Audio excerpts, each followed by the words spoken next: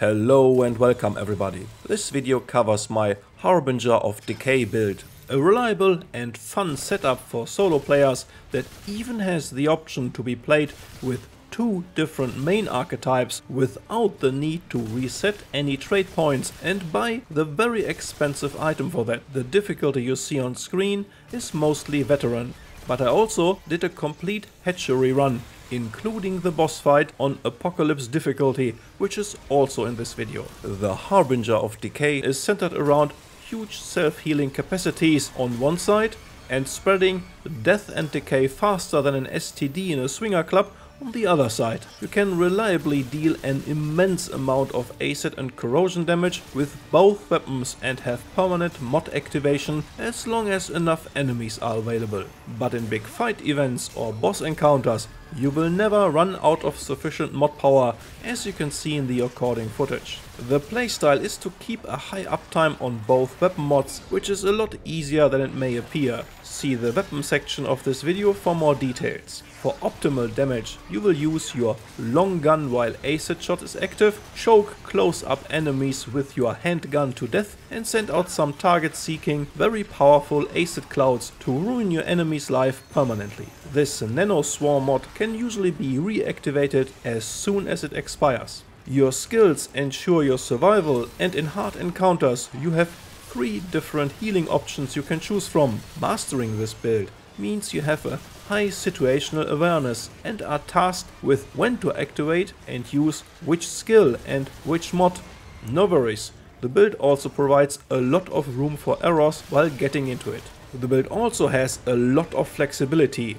You will have a great setup for the vast open areas as well as for the densely packed dungeons and anything in between. Your damage reduction goes quickly up to the 80% cap, and we even have a unique revive option from one of the alchemist's skills. You can even switch between 2 main archetypes, which I will cover right now. Let's talk about archetypes and the combinations I use for this build. In the base setup for higher difficulties, this build uses a medic as main class and the alchemist in the secondary slot. For the more risk-friendly players, you can also go with Hunter and Alchemist, which was my original approach to this build. Let's talk about Medic and Alchemist first, and then what is different with the Hunter as primary archetype. The Medic provides you with the ability to use your relic often and quick. The activation time is 20% faster, which can be a life savior in boss fights. Once you have accumulated 250 self-heal, 1 relic charge will be refunded. The universal damage buff is the same as the Alchemist's, with plus 25% to all damage and plus 5% crit chance. Means in our setup a total of plus 50% damage and plus 10% crit chance for ranged attacks, melee attacks, mod and elemental damage. So although we are playing a combo of 2 support oriented classes, we still get a huge damage boost that is evenly spread to all our damage sources. Why that is important, I will cover in a few seconds. The medic skill I exclusively use is the fantastic healing shield that lets you eat otherwise deadly boss mechanics even on Apocalypse difficulty. The Alchemist provides aforementioned damage buff and 3 pretty awesome skills, from which you can pick one depending on the situation at hand. In the open world, for example, you might want to slot the damage buff, which grants you 20% increased fire rate, reload and melee speed, plus an additional movement speed buff for 15 seconds. Even longer if you can keep standing in the initial buff area, which lasts 10 seconds on its own. For boss fights, you can slot a very strong healing ability, amplified by the medic's triage trait, which also prevents you from dying while active. That's right, you get a free revive option with a short 3-minute cooldown timer. The only downside is that you have to time it correctly, but you will quickly learn which skill is best for which situation. On top, the Alchemist brings some quality of life enhancements like more ammunition pickups and complements the medic's ability to often use your relic with some additional relic buffs on use. The skills of the Alchemist activate extremely fast, so in case you slot Healing Shield and Elixir of Life, you can use your slow but powerful relic, the awesome Healing Shield or the super quick Elixir, which revives you instantly while active and has a rather short cooldown. So whatever the game throws at you, you usually can out-heal it one way or the other. Meanwhile, your acid and corrosion damage eats targets like nothing. This archetype setup works best for me on Nightmare or Apocalypse difficulty. But if you are more the high risk, high reward player and have your dodge mechanics mastered, then slot the Hunter as main archetype. This will significantly enhance range damage, brings very powerful and useful damage skills to the table, while also increasing things like reload speed after a kill and unmatched weak spot damage. The great thing is, you can freely swap between those two setups out of combat for no costs. The way the trade points are allocated, you will not need to reset them each time with the rather expensive in-game item. So use whatever fits your personal playstyle best. And to all who say, oh, but Hunter makes so much more damage, well, look at this screenshot with the exact same setup, except one time Hunter and one time Medic in the main slot. Acid shot with the Medic hits for 77 acid damage and ticks for 54 corrosion damage. With the Hunter it hits for 82 damage and ticks for 48 damage. Why? Because the Medic's damage buff applies to all damage, the Hunter's only to range damage. This build has 50% increased corrosion damage with 20 instead of the initial 10-second duration, so depending on the situation, the damage difference will be rather minor, especially when corrosion damage fully stays active during a boss fight and you have to dodge or run away from time to time. If you are someone who is able to hit weak spots a lot, then the Hunter will of course deal overall more damage. So how do you want to play today? Hunter or Medic? Take your pick. You only have to reallocate some automatically refunded trade points each time. Which leads me nicely to the trade section for this build. You want to max out the usual suspects: Vigor, Expertise, Bark Skin and the Lifesteal trait. Those are basically core traits you nearly always want to put 10 points into. We also need 10 points in Spirit for maximum mod power generation. This is crucial for this build. 6 points in Fortify, for which you have to level the Engineer class to level 10 before you can access the trait in other builds. This will provide us with a base armor damage reduction of around 65%. We will increase that to 80% with one of our rings, as I will explain later. 9 points in Longshot, the core trait of the Hunter, will add close to 6 meter more range to our firearms. This is very important for our handgun that initially only comes with an 8 meter range. Because we are using Triage and Longshot, a switch to the Hunter will refund the Longshot points that you then put in Triage. Switching back to the Medic refunds those and you put them into Longshot. This enables you to use 2 main classes at your will with no scrap costs at all. Moving on to weapons, starting with the awesome handgun.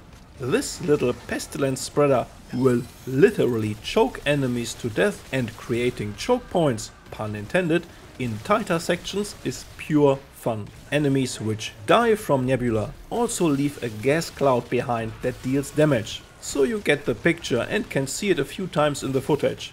Very effective and satisfying. So you see, the Enigma gun is not the only way to dispatch whole groups easily. The gun is obtained from the Tal Ratha boss fight in the Forgotten Prison on Narut. As usual, you can find all wiki links to the shown equipment in the video description.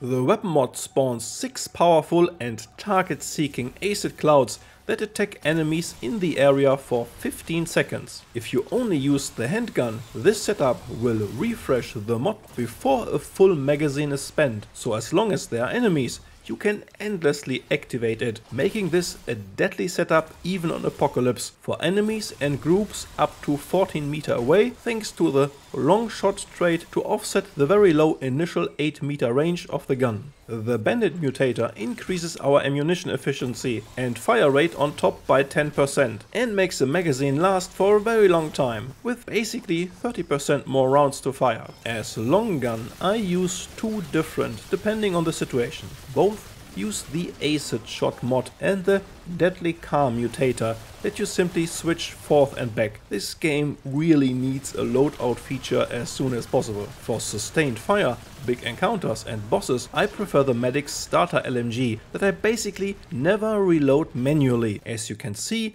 in the Venom boss fight, the acid shot mod reloads your gun on activation and the mutator increases damage by 20% and crit chance by 10%. Not bad. With the more precision based hunter in the open world with only occasional small encounters, I prefer the awesome pulse rifle. I love how this gun handles and feels. Snappy, super precise, fast reload, just awesome. A good rifle to aim for weak spots with a positive weak spot modifier, great for the hunter, and a positive stagger modifier, which is very helpful for regular or elite enemies. For face-to-face enjoyers, I would recommend getting the Gas Giant, the only acid-based melee weapon in the game, which would fit perfectly in this build, but I don't have it yet. Remember, Medic and Alchemist combined also grant you 50% increased melee damage, so you do hit for some reasonable numbers. Let's talk rings and Amulet. The Effluvium Enhancer is needed to make the build really shine, especially the 50% increased corrosion damage combined with the extended duration of 20 seconds is awesome. When facing trash mobs, simply spread some corrosion and watch everything die. The ring we absolutely need for this build is the Timekeeper's Jewel that prolongs the corrosion debuff time to 20 seconds. The standard attacks of your handgun and the active acid shot mod on your long gun both apply this debuff automatically. The other ring you need to have for the high mod uptime is of course the already infamous Stone of Malevolence. Hopefully they will not nerf this thing in the near future, or at least not too harsh. This provides you basically with infinite mod power as long as you can shoot at stuff with active acid shot or the standard shots from your handgun. You will refill your mod power before you even spend a full magazine. I would add another damage ring, which could be the trusty 7% to all damage Stone of Balance, or the 10% to elemental damage Alumni ring. The first has the benefit of also adding damage to your normal shots for your long gun, should you really run out of mod power, and also to your melee attacks. The choice is really up to you, the overall differences are rather minor. In the last slot you can go with more damage or utility on lower difficulties, but I can only recommend using the Hardened Coil on Nightmare and above. This brings your damage reduction quickly to the 80% mark, but if you can live with being one-shot occasionally, then use something else. As for Relic and Armor, thanks to the Triage trait, I prefer the Resonating Heart for the occasional overheal. The relic slots are mostly up to you. The overall impact is not groundbreaking. I prefer some more health, range damage and some weapon swap speed, because this build switches forth and back quite a bit. The armor is whatever hits the 75 threshold to keep dodging, and brings us to around 65% damage reduction with the before mentioned 6 points in Fortify. I really hope they implement a transmog feature, now that armor is already more or less cosmetic. I personally go for this build with the Leto Mark II chest and hand armor, the Medic's starter helmet and the Challenger's starter leg armor. So another build, this time centered around spreading the green plague everywhere while having plenty of healing options and great survivability. I hope you enjoy putting it to the test and let me know if you find some interesting synergies to further improve it. Let me know in the comments. Thank you a lot for watching and especially for watching a lot of the new Remnant 2 content on this channel. I can't thank you enough for pushing this channel. For now, this is all about Remnant 2. Take good care of yourself and enjoy your gaming sessions.